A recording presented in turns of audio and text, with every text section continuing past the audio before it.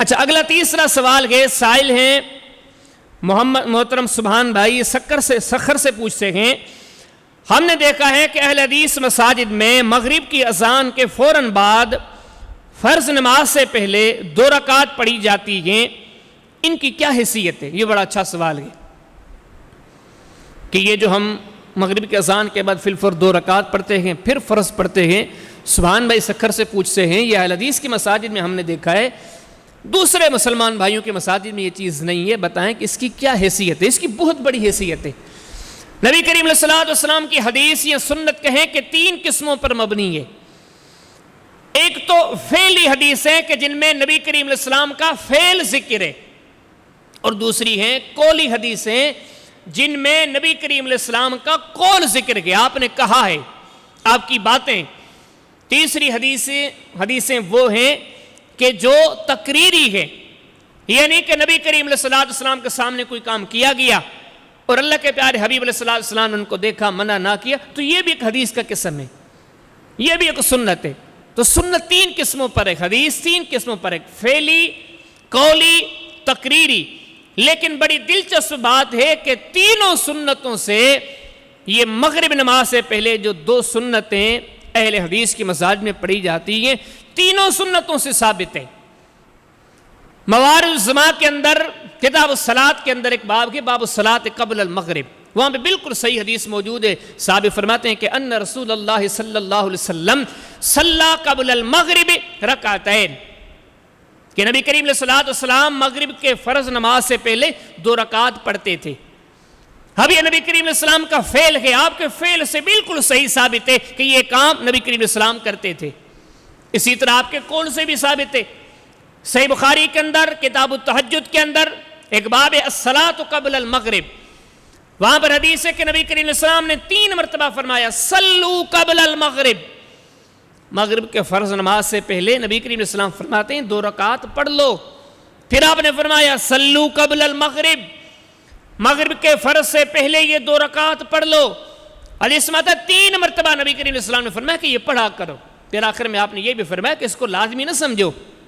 اس کو فرض نہ سمجھو، یہ ایک نیکی کا کام ہے، یہ اجر کا کام ہے۔ تو نبی کریم صلی اللہ علیہ وسلم نے اپنی زبان سے بھی حکم دیا کہ یہ عمل کیا کرو، اور اسی طرح نبی کریم صلی اللہ علیہ وسلم سے تقریراً بھی یہ ثابت ہے کہ صحیح مسلم کے اندر کتاب الصلاۃ کے اندر باب استحباب رکعتین قبل صلاۃ المغرب، وہاں پر حدیث ہے، سیدنا انس بن مالک فرماتے ہیں کہ ہم نبی کریم علیہ السلام کے زمانے میں یہ پڑھتے تھے، مغرب کے فرض سے پہلے یہ 2 رکعتیں ہم پڑھتے تھے اور نبی کریم علیہ السلام ہمیں دیکھتے تھے۔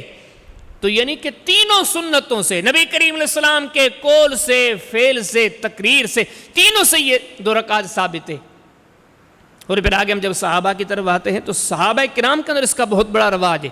جس کا اندازہ آپ اس بات سے لگائیں کہ صحیح مسلم کے اندر کتاب الصلاۃ کے اندر ایک باب ہے، باب استحباب رکعتین قبل صلاۃ المغرب، وہاں پر حدیث سے سیدنا انس بن مالک فرماتے ہیں کہ صحابہ کرام کے اندر ان 2 رکعت پڑھنے کا اتنا رواج تھا، فرماتے ہیں کہ ہم مغرب سے پہلے یہ 2 رکعت اتنے سارے صحابہ پڑھتے تھے، باہر سے نیا آنے والا بندہ آتا، وہ ان لوگوں کو نماز پڑھتا ہوا دیکھتا، وہ سمجھتا کہ شاید لوگوں نے نماز ہی پڑھ لی ہے۔ اس طرح ان 2 رکعت کا اہتمام کرتے تھے، نبی کریم علیہ السلام کرتے تھے، صحابہ کرام کرتے تھے۔ مزید آپ کتب احادیث میں اس مسئلے کی تحقیق کریں، ایک صحابی سے فردن پھر بڑی ثابتیاں ملتی ہیں، مصنف عبدالرزاق کے اندر، مصنف ابن ابی شیبہ کے اندر، اور اسی طرح امام مروزی کی قیام اللیل کے اندر بہت ساری روایتیں۔ اب اس بات کا اندازہ آپ اس بات سے لگائیں کہ چھوٹی سی کتاب ہے شیخ العرب والعجم علامہ سید بدیع الدین شاہ راشدی رحمہ اللہ کی، انہوں نے اس کتاب کے نام رکھا ہے تحفہ نماز مغرب، اور اس چھوٹی سی کتاب کے اندر مرفوع اور موقوف 30 روایات لائے گئے۔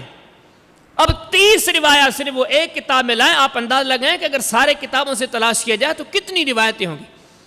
آپ ایسے سمجھیں کہ بے شمار روایات ہیں۔